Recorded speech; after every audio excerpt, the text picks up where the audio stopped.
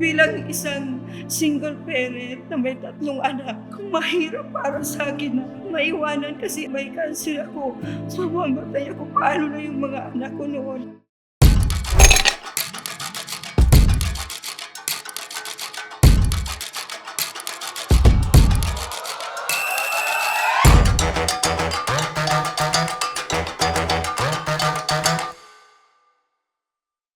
Ako po si Ma'am Sara de los Reyes Ocpemia, isang public elementary school teacher ng Albay, Bicol. Nasa 54 years old na po ako ngayon. Kasalukuyang nagtuturo pa rin sa DepEd ng Albay, Bicol. Nagsimula po ito noong March 2015. Nagtuturo po ako. Nawawalan po ako ng boses. Nangangati ang lalamunan ko.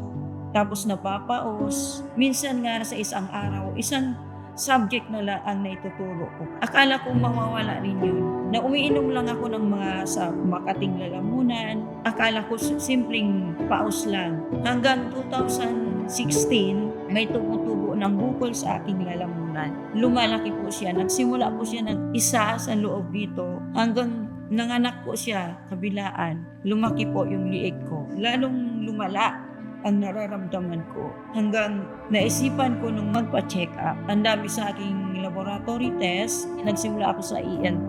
Hanggang doon na sa mga test ng tungkol sa liig ko na sa internal. At doon po, yung unang doktor na napuntahan ko, yun po ang sabi niya na may namumuo ng bukol sa aking lalamunan. Wala man po silang binigay na reseta kasi hindi na madadala ng gamutan. Kailangan na daw operahin kasi lalong lalala.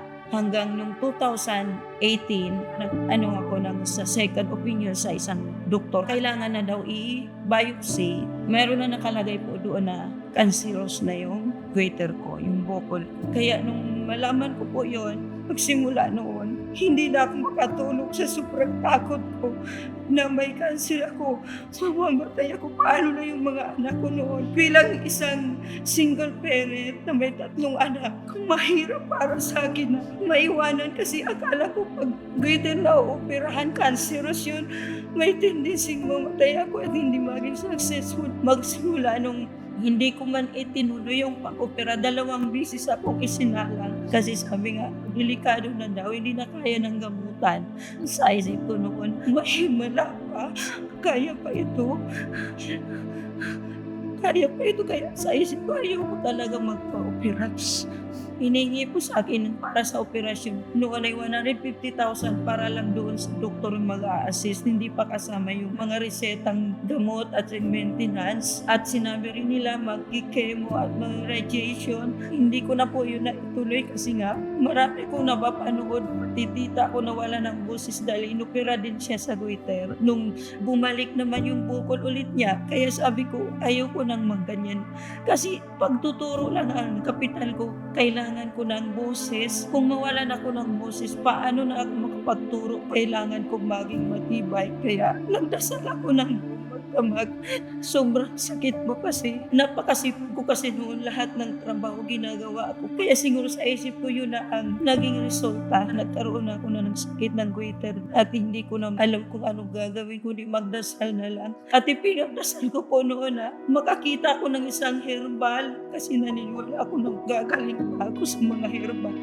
Hanggang isang araw, habang nanonood ako, nakita ko sa Facebook yung tungkol sa mga testimony gumaling at nakita ko doon may tungkol sa goiter, sa mga bukol. Kaya sabi ko, ito na ang sagot ni Lord para sa akin.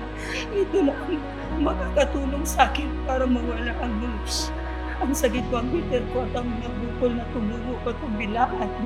Kaya nung March 2020, nung kasagsagan ng pandemic, doon ako nagsimulang uminom ng Salveo Barley Grass. 8 months po ako nagtiyaga mag-inom.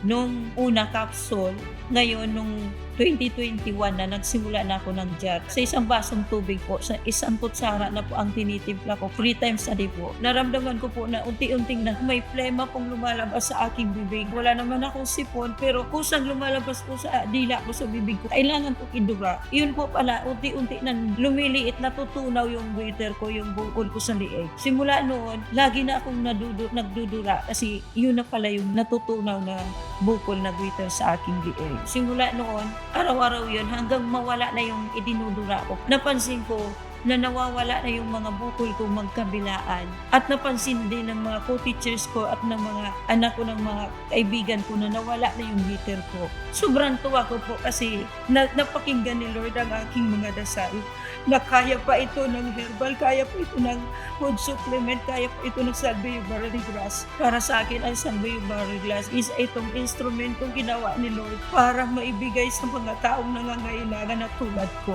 Masasabi ko ang Salvio Barley Grass siyang nakatulong sa akin para mawala ang glitter ko at ang mga nararamdaman kong hindi lang glitter. Marami pa rin akong karamdamang natulungan ng Salvio Barley Grass, pati mga anak ko, apo ko at kapamilya ko. Napakasaya ko po ngayon at may pagmamalak ko ito, malaking utang na loob ko sa Salvio Barley Grass. Ako si Ma'am Sara de los Reyes Ocfemia at ito ang aking kwentong Salvio.